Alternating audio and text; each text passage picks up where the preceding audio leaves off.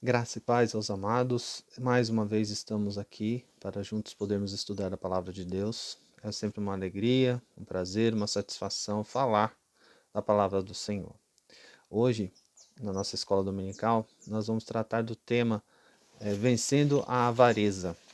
O texto base da nossa lição de hoje é o texto de Lucas 12, de 13 a 21. Vamos ler Lucas 12, de 13 a 15. Leiamos.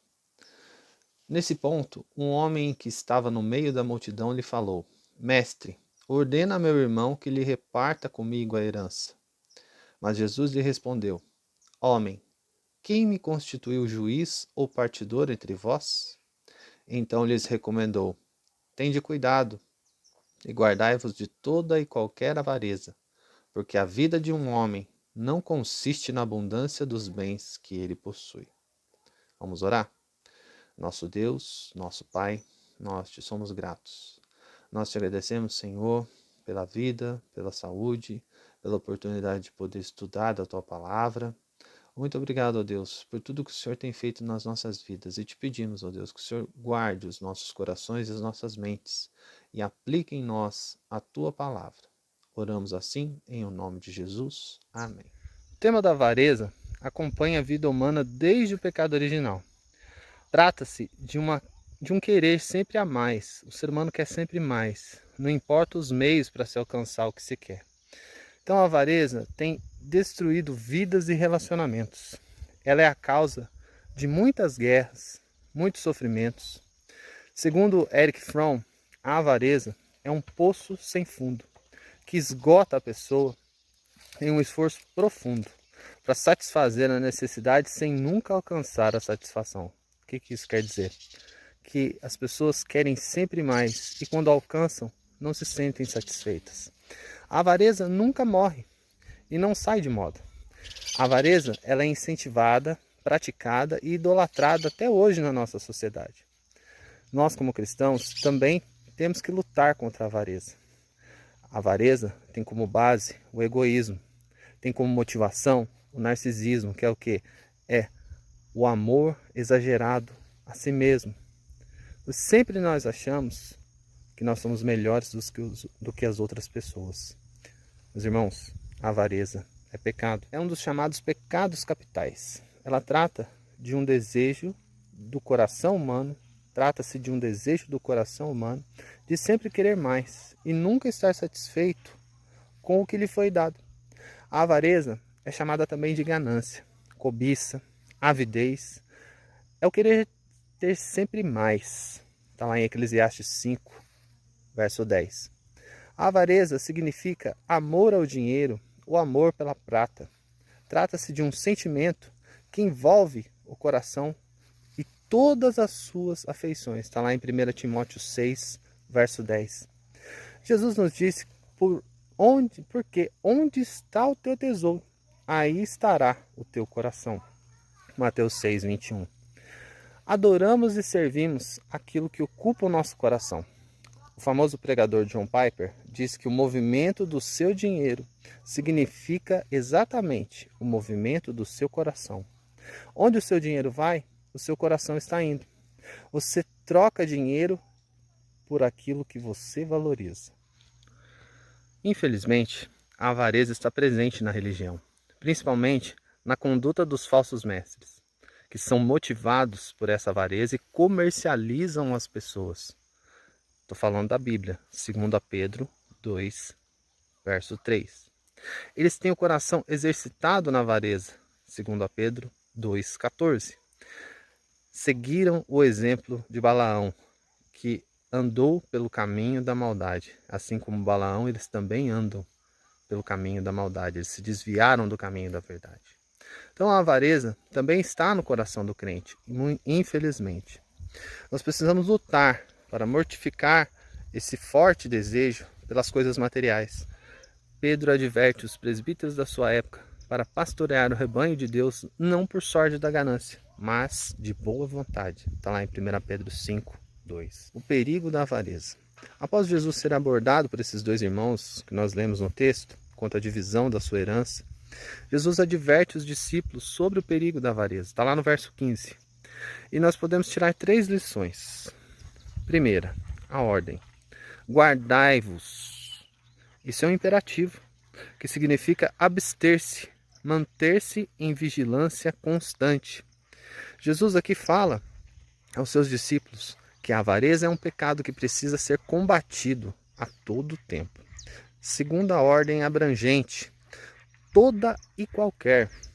Isso inclui, meus irmãos, o amor pelo dinheiro, o amor pelo poder, cargos, posições. Envolve a avareza espiritual, quando nós buscamos a Jesus por interesse material, ou a comercialização da fé, praticada pelos falsos mestres. Está lá em João 6, 26 e 27, e 2 Pedro também, capítulo 2, verso 3. Jesus fala também da coisa proibida, a avareza, amor ao dinheiro.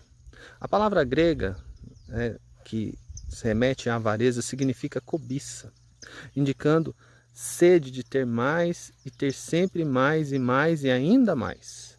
Então a avareza por bens materiais é um grande inimigo espiritual. Nós podemos ver isso em Provérbios 30, do verso 7 a 9, Mateus 13, 22, 1 Timóteo 6, do 6 a 10 e 1 Timóteo 6, 17 a 19. Jesus dá razão para nós não sermos avarentos, porque a vida de um homem não consiste na abundância dos bens que ele possui. Não há felicidade nas posses, é isso que ele está dizendo, não há felicidade no que se possui, não há recompensa nisso. Sabe por quê? Porque tudo isso desaparece. Jesus está dizendo aqui para termos cuidado, porque a ganância ou a avareza por coisas materiais prejudicam a verdadeira felicidade. De que adianta o homem ganhar o mundo inteiro e perder a sua alma? A avareza produz alguns equívocos. E para ilustrar essa verdade, Jesus conta a parábola do rico insensato. E ele apresenta 4 equívocos que a avareza produz. As pessoas pensam, primeiro ponto aqui, que tudo que elas produzem é seu. E diz a palavra, eles proferiu ainda uma parábola, dizendo, o campo de um homem rico produziu com abundância, e arrazoava consigo mesmo, dizendo, que farei, pois não tenho onde recolher os meus frutos? E disse ainda, farei isto, destruirei os meus celeiros, reconstruí-lo-eis maiores, e aí recolherei todo o meu produto e os meus bens. Está lá no verso 16 e 18. Veja que ele repete o pronome possessivo meu 4 vezes. Meus frutos, meus celeiros, meu produto e meus bens. Ele achava que tudo lhe pertencia, mas a Bíblia nos ensina que tudo que temos nessa vida é de Deus. Não somos donos de nada, não somos nada e não somos donos de nada. Está lá no Salmo 24, verso 1. Somos apenas mordomos, estamos apenas cuidando daquilo que Deus nos dá. Somos administradores. A Bíblia diz mordomos, mas vamos exemplificar. Nós somos administradores daquilo que Deus nos dá. No dia que nós morrermos, e isso vai acontecer, tudo vai ficar aqui. O segundo, as pessoas pensam que as coisas materiais podem satisfazer as necessidades da alma. O rico disse, então direi à minha alma, tens em depósito muitos bens para muitos anos, descansa, come, bebe, regala-te. Está lá no verso 19. Nós vamos observar aqui que o rico diz para a sua alma. Ele pensava que os bens materiais poderiam trazer descanso, poderiam trazer satisfação e alegria para a sua alma, mas não é isso que a Bíblia ensina. Deus colocou a eternidade no coração do homem, está lá em Eclesiastes 3:11, e somente o que é eterno pode nos satisfazer. Jesus nos convida, dizendo, se alguém tem sede, venha a mim e beba. Está lá em João capítulo 7, verso 37. Ele diz, eu sou o pão da vida, eu sou o pão vivo que desceu do céu. Se alguém dele comer, viverá eternamente. João 6, 48 e 50. Infelizmente, a avareza leva o homem a entulhar a sua alma com coisas materiais, O materialismo rouba o lugar de Deus na vida das pessoas. O materialismo dá ao homem um senso de autossuficiência e soberba. O salmista fala sobre a vaidade humana no Salmo 49, versos 11 e 12. As pessoas pensam que não vão morrer, mas Deus lhe disse: louco, esta noite te pedirão a tua alma, e o que tens preparado para quem será? A sede por coisas materiais leva o homem a esquecer que a qualquer momento ele pode morrer. Jesus usa esses equívocos do rico insensato para concluir: assim é o que entesoura para si mesmo e não é rico para com Deus. Verso 21. Então, meus irmãos, tenhamos cuidado com a avareza, porque ela pode destruir não só a nossa vida, como também a nossa alma. Vamos concluir com uma ilustração que o autor coloca aqui, que um pastor foi convidado para se hospedar, para jantar na casa de um homem muito rico, lá no Texas. E depois da refeição, o anfitrião o levou para um lugar onde pudessem ter uma boa visão de tudo que ele possuía. E apontando para os poços de petróleo, ele se gabou: 25 anos atrás eu não tinha nada. Agora, até onde o senhor pode ver, tudo meu, tudo é meu. E olhando na direção oposta dos seus campos de cereais, ele disse: tudo que o senhor enxerga aqui é meu.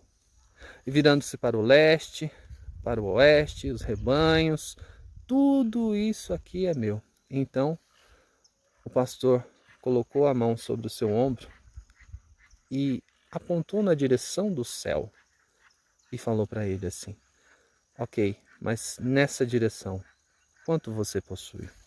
O homem olhou fixamente nesse momento para ele, abaixou a cabeça e confessou: eu nunca pensei nisso. Oxalá que nós sempre pensemos em alcançar tesouros no céu. Que Deus assim nos abençoe e nos guarde da avareza. Amém? Vamos orar? Nosso Deus, nosso Pai, nós te agradecemos. Te agradecemos, Senhor, porque o Senhor tem cuidado de nós. O Senhor nos tem dado tudo o que nós precisamos. E o Senhor é tudo o que nós precisamos. Ajuda-nos, Senhor, a cada vez mais nos guardar da avareza, a cada vez mais nos guardar da ganância, a cada vez mais nos guardar de tudo aquilo que nos afasta de Ti. Pois tudo o que temos é Teu. E se temos, foi porque Tu nos deste. Ó Deus, abençoa as nossas vidas, abençoa os nossos corações e que nós possamos cada vez mais entender, compreender e fazer a Tua vontade. Que nós possamos Te servir como o Senhor merece. Essa é a nossa oração, em o nome de Jesus. Amém. Que Deus assim nos abençoe.